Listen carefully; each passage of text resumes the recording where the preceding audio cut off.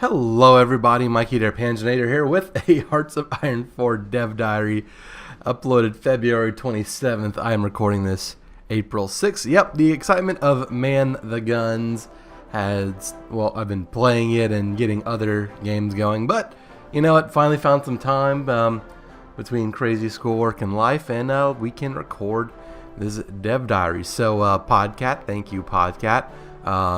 So this is from the day before the release of the Ironclad update. And so here's the patch log, and he also has some questions from a Reddit AMA he did. That stands for Ask Me Anything. So we'll have to make sure we get that towards the end. But yes, here we see you know, a little flyer, fuel, fleet interface, air and naval training, naval terrain, admiral skills, and customizable rules. So let's see. Let's look at the patch log, shall we? So, Man the Guns expansion, new focus trees for America, which you are seeing in a series now. UK, which you will see in a series once I'm done recording the America one.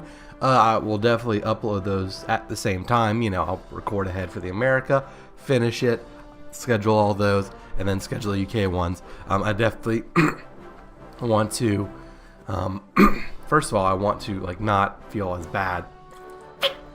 My voice is a little shot, so if you'll bear with me in my hydration.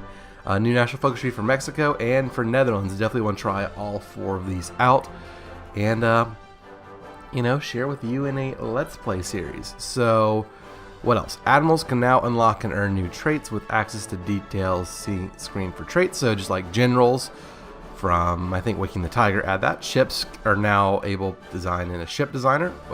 Been enjoying that. Still been playing around with that, but anyways. Naval treaties exist from the start of the game and have driven me crazy. Which, you know, place limits on your ship size, on your ship designs, and it's very, very tough to get around those, but they're that way it is. Existing ships can now be sent back to port and refit with upgrades. Haven't used this as much as I thought I would. Again, still relatively new with the update, even over a month in. It is now possible to lay down mines and sweep enemy mines in C zones. This has been fantastic. I've thoroughly enjoyed this one.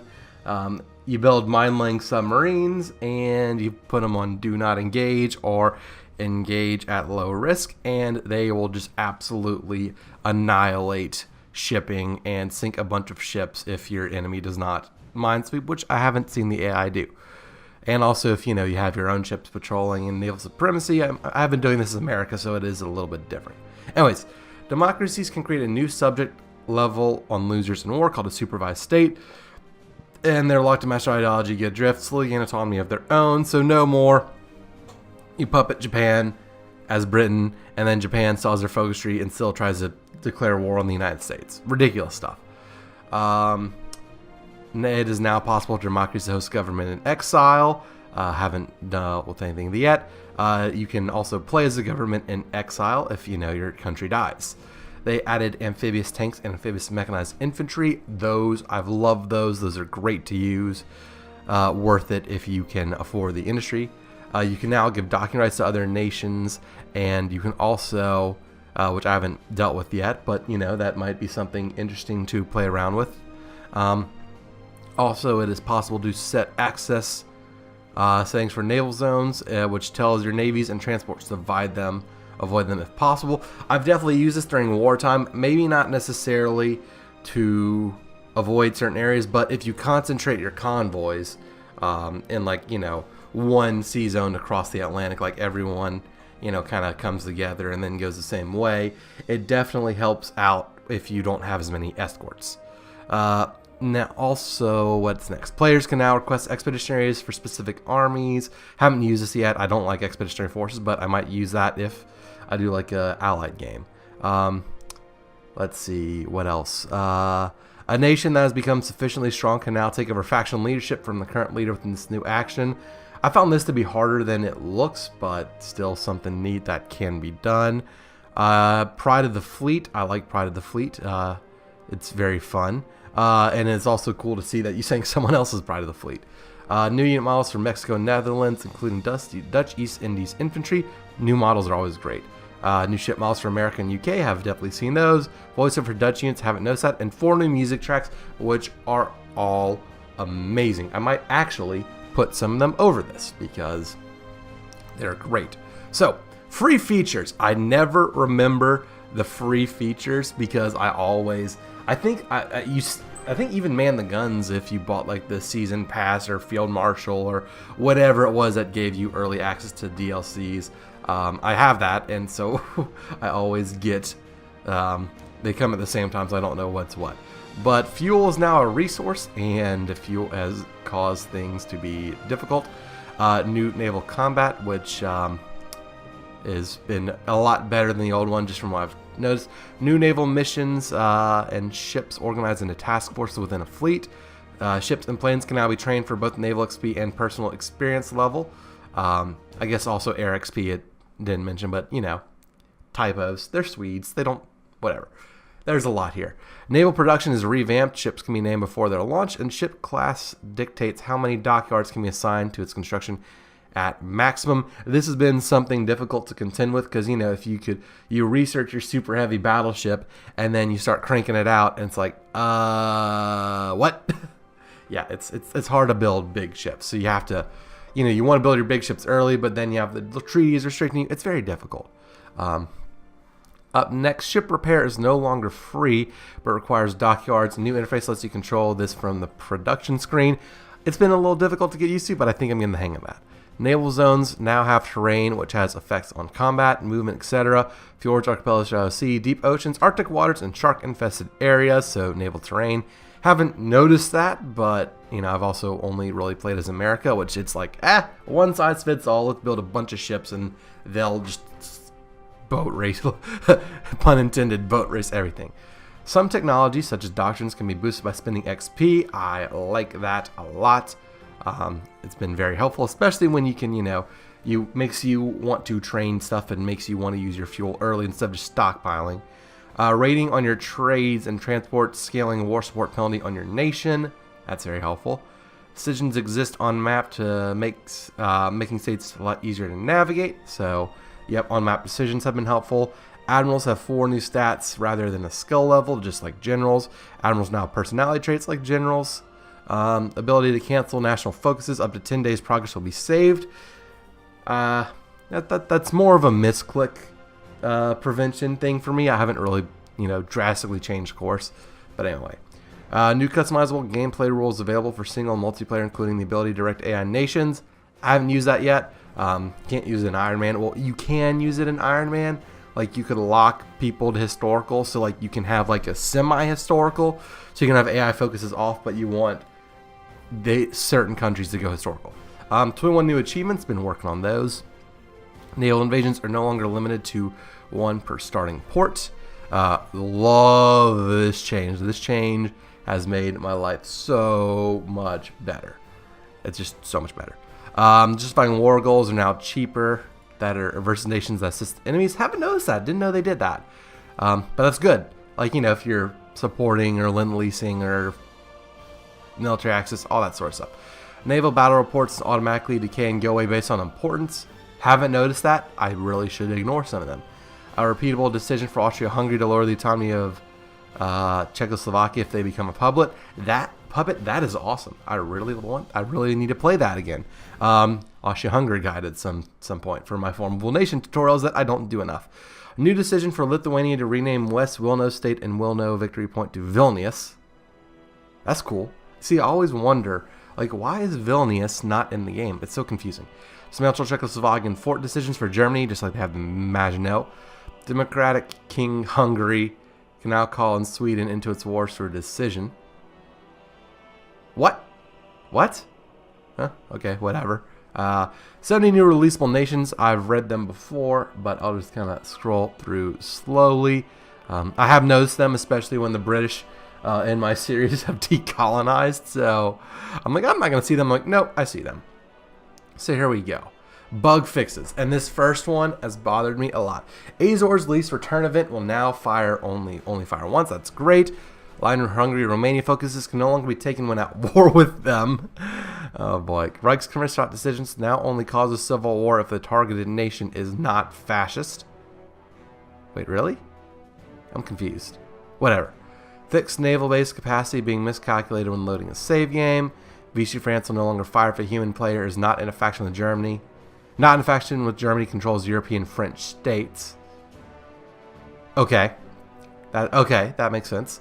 Australia can now send delegation to Communist China if a warlord is taken over leadership of the Communist. What? Okay. Manchukuo can no longer offer vassalization to a warlord who has taken over leadership of China. Regional imperial sentiment now bypasses Austria-Hungary is already in the Central Powers. Okay.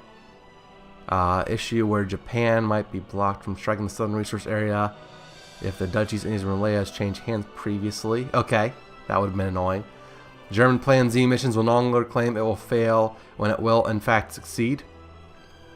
Okay. Fixed an issue where Czechoslovakia could protest the rearmament of Hungary despite being their puppet. That actually happened. I like reading these bug reports because I've never, you're not able to play enough to notice these things.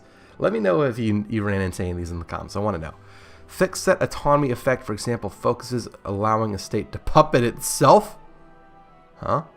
The Indian Assam oil focus should now correctly require ownership of Assam state instead of Mandalay. China's warlords that are puppets will not join the United Front unless their overlord has joined the United Front. That's probably good. Issue only triggered a news event if Japan was at war with itself. What? Okay. Democratic Japan returning Manchuria now correctly returns Inner Mongolia. Okay. Issue where the Soviet Union would retain a claim on Pistamo after the peace deal in the Winter War, leading to a second war within a short time. I have noticed this one. Country name now update immediately when a ruling party changes through set, rule script, or, okay, so you can console command. Okay, so I guess maybe it had to take some time, whatever. Fix the case where you could take the same decision multiple times when the game is busy. Did not notice that. Pinging not working. Country is the enemy of host. Focuses that set countries free, and focus tree did not actually set that country free. That would be important. Disable decision to blow Panama and Suez Canal if unable to rebuild them due to DLC locks, because that would blow. That's pretty funny. Okay. Added bypass treaty with Lithuania if Lithuania is annexed in another faction. Being able to disband enemy units in a civil war if they were already selected before war. That's pretty funny. That is a bug that, wow, I didn't know that was a thing. I definitely should have used that. Japan should no longer get an event for war goal against China if already at war with China. Divisions being in the middle of naval transport will now correctly revalidate route if it becomes impassable. That's good. I've noticed sometimes they'll just get stuck in the ocean. That's good. Fix the case where nations that click done with score left in peace conferences sometimes would give much greater amounts of points to its faction members. Austria-Hungary decision now also adds the Banat as a core. Fate of Czechoslovakia event. Now checks if Poland exists before giving it Zalzi. I've noticed that. So where, yeah, Poland ends up as like a 2-province minor, like a 1-state minor, as a puppet in Germany. That was really annoying, but did make sense. But anyway. Country colors now properly refresh when a cosmetic tag changes. So from focuses, okay. Fix the award transferring an island from the Indian Ocean instead of Greece to Central Macedonia. What? That's funny. Romania divides Yugoslavia. Event now produces less border gore. Thank Jesus. Yugoslavia will still receive Germany's demand for Slovenia, even if France no longer exists. Demand Slovenia is now bypassed in more circumstances. Death of Rudolf Hess will not only fire if Adolf Hitler is in power. Okay. Correctly locks the German Democratic advisor behind the reestablished free elections focus if the player has the Waking Tiger active. Okay, so basically, if you do the oppose Hitler and then instead of Kaiserreich you go for the democracy one, that locks how you can use a Democratic advisor. I like how they did that also for America, how you can only have the fascist advisor if you go down that path or the communist advisor if you go down that path. It's really good. Germany's Atlantic Wall national focus can only be taken if they control one of the non-German states which receive forts in the effects. That's good. I've noticed that, and that was weird. Fixed to Austria can no longer be annexed by Germany if they formed the Austro-Hungarian Empire or are a major. Austria becoming a major before Anschluss would be quite a great feat, but good job. Fixed an issue for Soviet where winning civil war would reset the focus tree. What? That would suck. Having to purge again? Man. Naval strikes and port strikes are now properly affected by disruption on the way to their targets. Okay. Case Anton only available when at war. Issue with destroyer for bases event claiming wrong number of ships transferred. Atlantic Wall also builds forts in allied nations. That's good. So if Italy controls France, that would help. Negative amount of equipment being sometimes distributed. Also Rex Commissionates to stage coups. Convoys when transferring troops are teleported to land. What? Okay. Fix an issue where revolters in civil war may be unable to resolve a low stability crisis because they are locked out of the resolution events, leaving them eventually falling to communism. Whoa. Okay. Puppets not joining factions of masters after peace conferences. That's been annoying, especially in like the World War III East-West Germany thing. I've noticed where like East Germany is just like, nope, I'm not helping Soviet Union out. Screw that. And, you know, keeping my soldiers, blocked in border war. Fix an issue with Australian Southwest Pacific Initiative focus that could lead to a non-existing country joining the faction. News event about Hungary demanding southern Slovakia should no longer pretend that Hungary is claiming territory from itself. Okay. Fix not being able to build buildings on a new released puppet. There we go. Fix potential convoy duplication when starting a naval transfer, which would lead to more convoys than should exist, and inconsistent used available convoy counts. Whatever. Balkan Powder Keg Achieve is now correctly awarded upon declaring war on any member of the opposite faction, allies, or axis. Fix some rare issues with convoy counts becoming inconsistent when a naval transfer is canceled due to assuming blah blah blah. I'm not really reading these. I'm just kind of going over it. Bonus score for deciding who to capitulate to if they hold the capital state. Okay, that's good. So when I do all the work to take the territory, but Germany just threw stuff in the meat grinder, I'll get points that Germany would usually get. That's good. Tension from Anschluss event now directly applies, so players can't wait around on events to mess with tension. Industrial land appropriation decisions should now select states a little smarter. Preferring higher infrastructure states to low infrastructure states. That's good. Disable Iron Man observer mode. What? Okay, that's weird. Fix history issue with Italy being at war with Ethiopia in the 39 start despite them not existing. Oh, Lord. Further adjustment to Vichy France. Okay, going back, no one plays the 1939 start, but now they probably started playing because of the 30 minutes of From Hell achievement or whatever. Anyway, Vichy France event. Unit transfer, not use Manhattan distances for more accurate paths. Whatever that means. Tweaks to units of post-invasion fronts. Trigger decisions that are only supposed to happen for one country. Issue with Hungarian focus is always bypassing. May tweak to German-Soviet buildup as well as Japan and China. Various major nations with focus tree spawn civil wars will now allocate the nation's original civil war. Their belling side ends up winning to prevent these from being stuck with generic focus trees. Which, oh, thank God for that. Germany, Japan, British Raj, South Africa, Soviet Union. I've definitely disliked whenever Japan has a civil war and the other side wins, and so Japan has a generic focus tree and does nothing. That's very frustrating. AI, oh boy, here we go. Central Powers now invites Austria-Hungary and monarchy Italy, even if they are not AI. That's good. Correctly, blah blah blah. Problems in the area. Just gonna scroll through these. China will now tend to refuse ceding land to Japan in the Marco Polo Bridge incident on historical mode unless China is at war. Fix AI not promoting leaders. Okay. National focus screening faction require the country is not a subject. Japanese joint commentary national focus now requires that you are at peace with the USSR and not a subject. Decision to increase stability not available at 100% stability. Just kind of skimming through these. Okay, so increased likelihood German will research improve rubber. That's good. Iran and Iraq will have more open trade laws because of their oil. Good. You can pause the video and look through these, or go check on the dev diary. Whatever.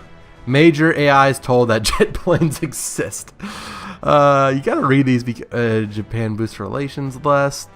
AI now more careful naval transfers around the UK. Germany AI focus less on tactical and more on fighters. That's good. Romanian AI will improve with Germany before joining the Axis. So Germany will focus on medium armor. Germany perform infantry manpower focused doctrines in mobile warfare. Brazil will now go free trade later in the game to alleviate some of their rubber lack. Japan takes it all for itself. USA will prioritize Hawaii more. Okay, there we go. German AI told again that Sweden is not dangerous and doesn't need to be invaded. Oh boy. Germany should now build a bit more support equipment. Blah, blah, blah. Venezuela, long in number, demands Curacao and historical focus. German AI now attacks Soviet Union. Okay, UI. The AI is great. The UI is better. And I'm just going to take a quick break. You won't notice a thing.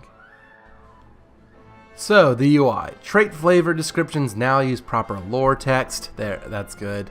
So, like, you don't have Germany invading London once Italy or whatever. Oh, damn it. I just took a break and now I'm coughing. Anyways, tooltip for checking, spelled wrong. Come on, Paradox. Number of subjects now show correct. Polish-Lithuanian decision now says Poland and Lithuania instead of ourselves and Lithuania, since Lithuania is also able to take this decision. There we go. Added a colon and space to localization for hot-cold acclimatization. Spelling is hard. Yes, that's not your first one. Fixed flag for colonial troops not showing up when adding their templates. Fixed modifier for acclimatization not showing as %. Faction names in certain news events are now referred to their proper, definite form when a country capitulates. Fixed comma issues and equipment bonus tooltip for ideas. Fixed an issue where Italian focuses would fire the wrong faction join events. Added a missing description for a Romanian focus. Fixed a couple GUI issues, strategic bomber targeting. Okay. Now a proper mouse cursor is displayed when mouse over the naval port with selected divisions, and it's impossible to naval transfer to that location. Fixed typo in Japan focus found our faction. Change some localizations of naval factories to naval dockyards and change some less than to fewer thans. Polish Socialist Party is now the Communist Party of Poland. Socialism and communism are the same thing. Don't let Bernie Sanders convince you otherwise. Added shogi icons for Japanese subjects. Fixed typo in Germany. Fixed typo. Okay. Fixed tooltip on the reduce autonomy button to show the proper political power cost instead of the cost for increasing autonomy. Improve the formatting of the random effect tooltip to indent properly, not include brackets, and allow numeric formatting of the chance value. AI will now take into account a variety of factors when invited to join an alliance via event, such as relations, wars, and majors. Subject and peace conferences are now referred to as subjects rather than puppets. There we go. Selection fixes to observer mode. Consolidation button now checks only the selected division templates, not all divisions in the army. Fix missing localization string in the pop-up window shown to the recipient of a modified license production agreement. Toggle down the selection glow in theaters a bit. Okay, so it's not as bright. Okay, right-clicking is now and possible on nation territory release to go to the location on the map. Is that on peace deals? I don't know. Remade naval, tactical, and strategic bomber unit category icons to make them more distinguishable. Autonomy states now have 2 decimals in their number. Fixed icon for unseen cloud save items. Added browser navigation buttons to launcher. Legal notice browser. No one cares. Added creation adjustment. Removed unnecessary fields. Marking permission checkbox. Rearrange UI. Login after a successful account creation. Clicking armies in naval view now changes map mode to land map mode. That's good. Archetype icons for air types on request and lease now show their proper image or before there was empty space. Fix some issues with the new Soviet infantry equipment tech icons, or SOV, I guess that's the Soviet. Anyways. Change SAF South Africa decision to liberate countries to display a progress bar. Split custom difficulty into separate window together with the new custom game rules. Okay. Game will now publish playing status on Steam to your friends. Opt out will show game status equals no in settings. Okay, so now it'll show like Panzernator is playing as Germany in Hearts of Iron 4 or whatever. Fix various typos in the train map tooltips. Missing tooltip for privacy. UI scaled. Production displays end date instead of production speed. That's good. That's very helpful. Plan more than one invasion on the same port. Tooltips from effects. We blah blah blah. Don't know what that means. Modding. I don't care about modding. I'll scroll slowly if you want to look at it. This is a long video. There's a lot of stuff to cover. Oh god. I should have done this earlier. Balance. Increased speed of super heavy tanks from 3.5 to 4. Minimum the game actually models. No longer possible to create divisions consisting of only support units. What? Offensive doctrine. Field marshal trait more powerful. Embargo opinion modifier to -500, so it more reliably prevents trade. Australia and South Africa's abandoned Westminster ideas are now on a 3-year timer. Germany's align Hungary and Romania are on 2-year timers. What? I don't know what that means. So I guess I don't know. Whatever. Specific references to Hitler being used in case of alt history shenanigans. Suicide craft and rocket interceptors now use service manpower, as they should. Divide divisions between each side of a civil war, even if they are on boats. What an exploit. Ahead of time bonus now reduces the year of a technology instead of reducing the bonus. Shared all positive opinion values in half. Blah, blah, blah. Focus tree stuff. Bicycle infantry. Democracies now actually cause world attention when declaring war. Blah, blah, blah. A bunch of other stuff. Naval doctrine. Database, so yeah, not a whole lot of stuff. More of just like naming and type of stuff. Unique portraits for stuff. Historical general skill. More consistent. All of that. Stability. Okay. This is all fine and all, but let's get to the Reddit AMA. So, Q. Will there be any new formidable nations? They were one of my favorite features in Awakening the Tiger, and I would be excited for some new obscure nations you can form. And they added the ability to form the Imperial Federation, though this formidable nation requires much more work to achieve than any of the other ones added in Awakening the Tiger. In addition, the Netherlands will also have access to the formidable nation decision for the United Netherlands, even if you don't have Awakening the Tiger. Other than Imperial Federation, no formidable nations were added to man the guns, but we did add releasable tags. So, who knows? Next question. Will you update the peace conference mechanic and the ability to have a conditional surrender without the need to take all the victory points required? Answer. One day we for sure will change how peace works. If one of those systems I'm not really happy about, it is, on the other hand, very complicated. I think it does the job for a World War II scenario, but as people play more mods and we go more alt history, at the moment, since there's no peacetime resistance, it would be really strong to allow early peace too. Another thing they'd love to do in the future. When will the AI be improved? There's a long list of specific issues. The AI doesn't know how to plan invasions properly. For example, US or Brits land in Italy or France without getting a port, having sufficient units to establish a beachhead. Pinprick invasions can easily be surrounded and destroyed. Rinse, repeat. Next up, the AI doesn't defend key points sufficiently like the Suez Canal, and the AI moves units off the front line, mysteriously leaving massive holes at their line. Answer. AI is always being improved, hoping to allocate more time to it in the following months. Some improvements to fronts and invasion AI is already being done, more to come. Can't promise a date, but improving AI is definitely in our plans. Next question. Will we ever see a rework of the economy system? As of current, there are a limited number of resources where all production related, but in case of South Africa, they can go national spirit for their gold mines. Change will countries only get the specific national spirits. We'll be able to, a certain degree, to choose what resources to sell. As of now, it's a fixed amount, but it's possible to ration a certain percentage on top of the economy. That'd be fun. Export focus 50%, but steel can be reduced to 40%. And will economic warfare be implemented in any way? Instead of you only stopping trade to Japan, you can order your entire faction and or neighboring countries. Blah, blah, blah. To fully stop trade. Blah, blah, blah. Can't wait to play Man the Guns. Answer. While I do like the simple elegance of civilian factory economy, I've definitely thought about ways to make economic interactions more in-depth. I wouldn't be surprised if one day decided to make trade and economy management more interesting, so long as we don't take the focus too much away from the equipment and military management that is at the core of Hoi 4. In Man the Guns, shutting down ocean-based trade and supply with subs is far more viable than in previous versions of Hawaii 4. Also, nations can now suffer war support penalties from having their convoys raided, giving a negative response to your economy being disrupted and lives being lost. Support of trade potentially force a nation to have to move their economy away from the military infrastructure. So there we go. Oh, there's a lot more of these I thought. Oh my god. How do you guys evaluate the time it took to make Man the Guns? Holy Fury took a long time and was a success the way I see it. Does it get exhausting working in the same DLC for such a long time?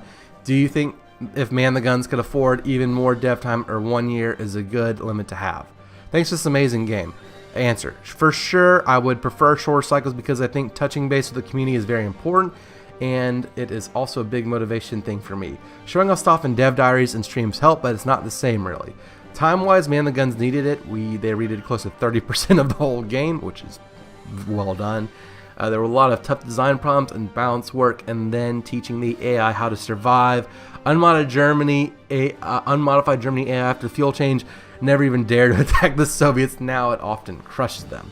In hindsight, I would have wished that to maybe be a little less ambitious, but when digging into redoing Naval, it was kind of all or nothing. Hope you're going to love it. Blood, sweat, and tears, as Churchill said.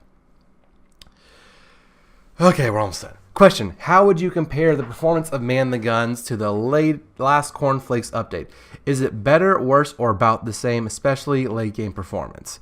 Answer: this is an incredibly difficult question to answer actually, because so much is different and the AI plays with different stuff now. Just shifting the length of the particular wars has more impact than a lot of stuff. But to break it down, the early game is slightly slower, the late game is slightly faster. Big spikes, slowdowns are down a lot, in various UIs like map icons have been improved. It is also a bit better on memory usage, including graphics memory. There is a detailed list in the patch log next week, but because it is so incredibly subjective, I have been a bit hesitant to show a graph. Like if I say late game is up 40% faster compared to early game, it's true, but if you compare 1.5, it's more like 10%, so I felt it was very hard to show graphs that wouldn't feel like we were insincere.